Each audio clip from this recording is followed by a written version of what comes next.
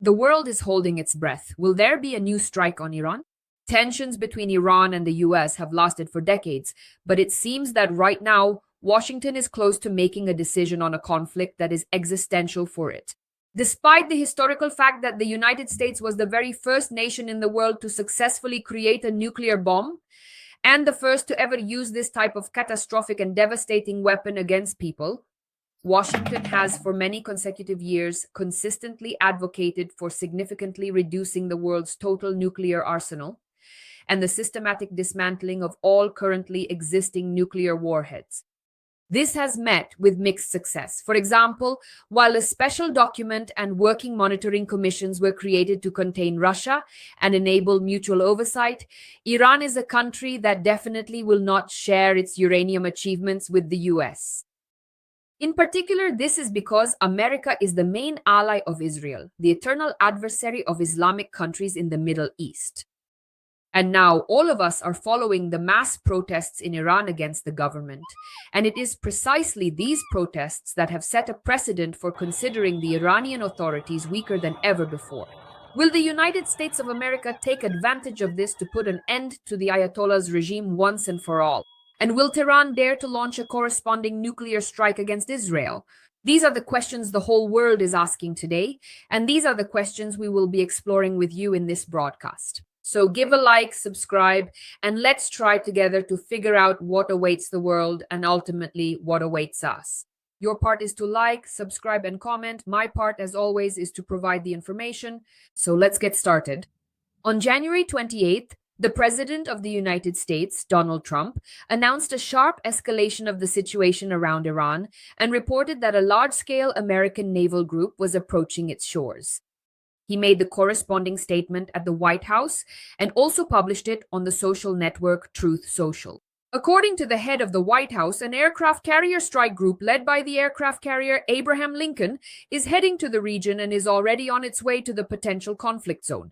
Trump described the fleet's movement as swift and purposeful, emphasizing its readiness to carry out missions with speed and force as needed, said the President of the United States of America. He noted that in terms of scale, this group surpasses the forces previously sent by the US to the shores of Venezuela. The American president drew a direct parallel with that episode, stating that in this case as well, the fleet is fully prepared for hostile actions. According to Trump, Washington's key demand remains that Iran abandon the development of nuclear weapons. The US president called on the leadership of the Islamic Republic to immediately come to the negotiating table and conclude a fair agreement that would guarantee Tehran does not possess a nuclear arsenal. He expressed hope that the Iranian side would agree to negotiations without delay. In his statement, Trump also recalled previous events related to the US military operation against Iran. He wrote that he had previously called on Tehran to make a deal, but this did not happen, after which an operation called Northern Hammer was carried out.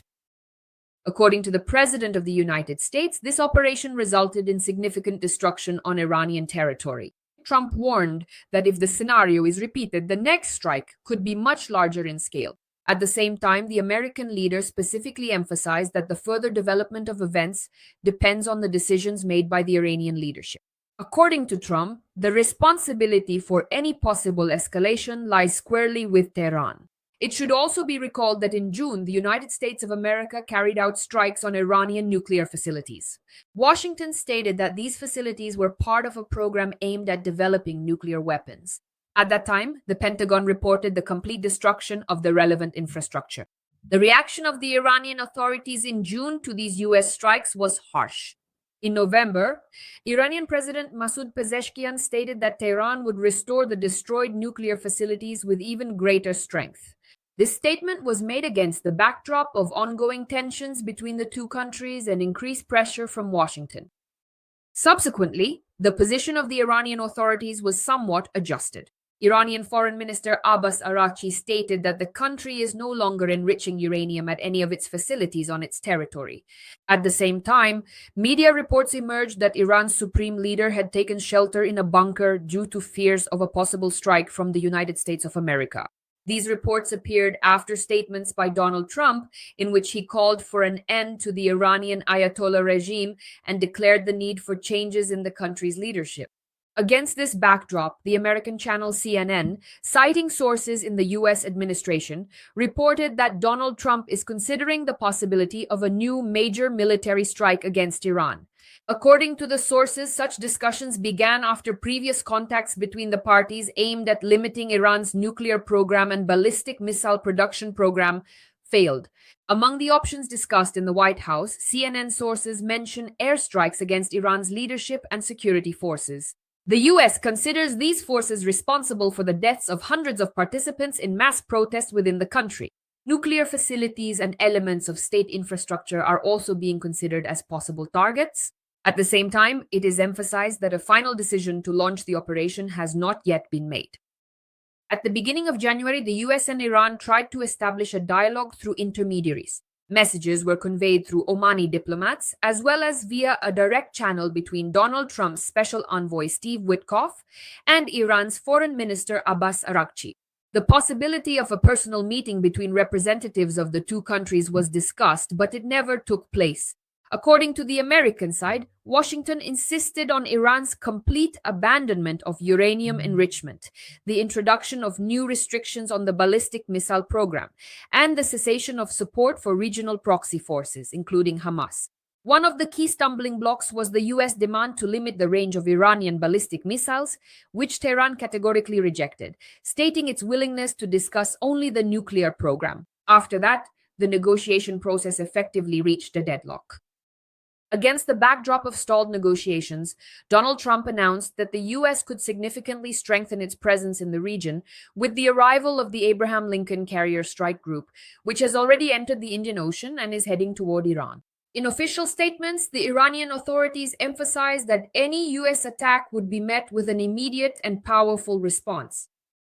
Ali Shamkhani, the advisor to the supreme leader, threatened unprecedented strikes and did not rule out possible attacks on Israeli territory. American intelligence, in turn, assesses the state of the Iranian regime as weakened. According to experts, this was influenced by previous U.S. and Israeli strikes as well as internal protests in the country. U.S. Secretary of State Marco Rubio noted that the regime is likely weaker than ever before. At the same time, American media, including the New York Post, one of Trump's favorite outlets, are publishing materials calling for the overthrow of the Iranian leadership. Expert commentary notes that fears about a potential invasion of Iran are largely linked to the experience of Iraq in 2003. According to Douglas Murray, a senior fellow at the Manhattan Institute, there are significant differences between the situation then and the situation today. In particular, protesters have taken to the streets in Iran, expressing dissatisfaction with the regime's domestic policies. The expert emphasizes that the Iranian people are tired of the current regime, its Islamic extremism, and its foreign policy, which has isolated the country on the international stage.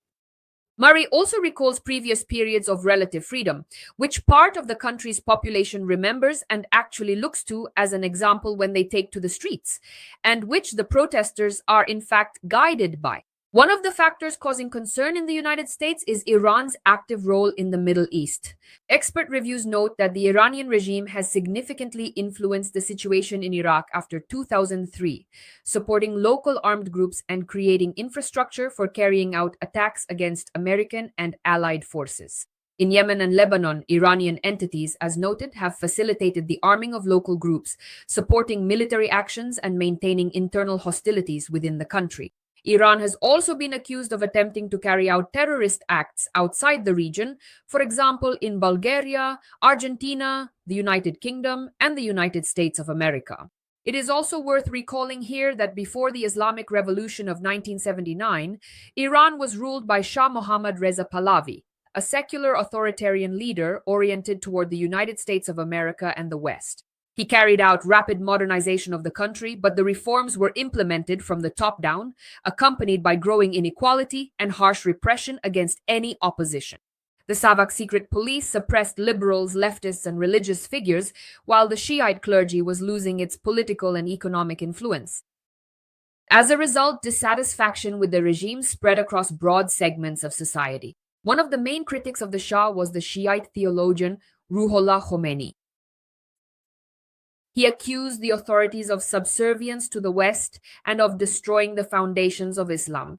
In 1964, Khomeini was exiled from Iran, but in emigration, he became a symbol of resistance. His speeches and sermons were widely distributed within the country. By the late 1970s, he was seen more as a moral authority capable of uniting the protest rather than as a future ruler. The protests of 1977 to 1979 did not have a single leader or a unified program. Liberals, leftists, nationalists, religious activists, and the urban poor all took part, united by the demand to remove the Shah. By January 1979, Pahlavi had already left the country, which led to a power vacuum. The secular opposition turned out to be fragmented, whereas the clergy possessed an organizational network, authority, and mass support.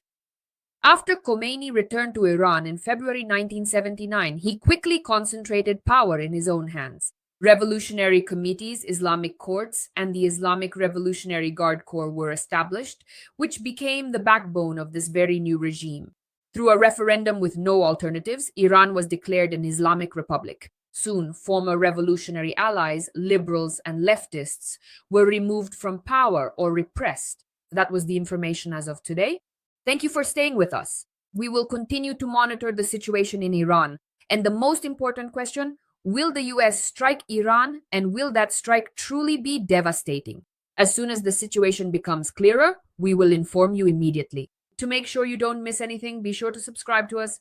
See you in the next broadcasts. My name is Anastasiia Husarieva. Take care of yourselves and wash your hands with soap. Bye-bye, everyone.